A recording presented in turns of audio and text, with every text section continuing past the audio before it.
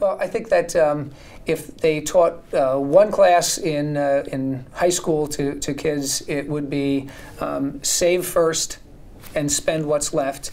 Everybody wants to spend first and save what's left, and I can assure you that every week, every month, every paycheck, there's going to be something more fun and exciting, like a vacation or a better car, or going out with your friends to do with those proceeds, rather than put them away for a goal that's 30 or 40 years out. So if you can look at this like it's a bill, and it's very simple. There's many calculators out on the web that you can do, or working with a financial advisor that says, here's your goal, here's where you are right now, and here's what you're going to need to put away every week, every month to get to that goal, and look at that like it's a bill.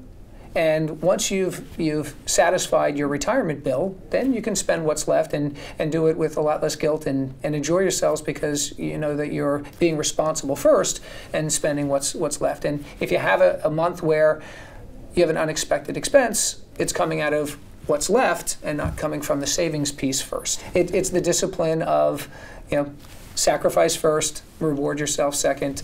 It's kind of why we have dessert at the end of the meal. Hopefully you've eaten something healthy, and that's your indulgence.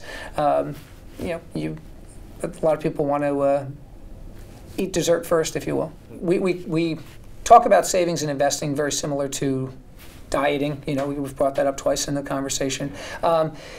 The best diet and the best exercise program is the one you do. And so sometimes it is trying to figure out the motivation and the trigger for someone to take that action, make that sacrifice. So, one of the tricks I used to do enroll 401k enrollments for companies, and I'd be at a blue-collar warehouse where they're housing auto parts, and these guys would all say, I don't have any money to put in the 401k. I don't have any extra. And in the middle of the meeting, the roach coach, as they call it, or the food truck shows up, and these guys go and get a cup of coffee and a pack of cigarettes and a bagel, and they spend $8 or $9 or $10, and they come back, and I ask how often do they do that, and they say every day.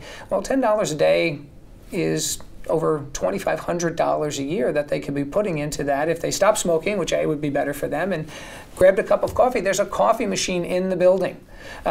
So some of these expenses are easy to do, but it's trying to find that fit for you. What diet is going to work? What exercise is going to work? So if someone gets a raise, because it's fabled that people actually get raises still periodically, take half the raise and put it in the 401k. You get a 3% raise, increase your 401k contribution by 1.5%, or start contributing 1.5% if you weren't contributing. I've got immediate gratification of getting 1.5% raise. It's more than I was getting last week, but now I've gotten money in that savings. So take half of all of your raises, put them in there. If you get bonuses, take half your bonuses and put them in there. Because it's not a pain. It's not you taking money out.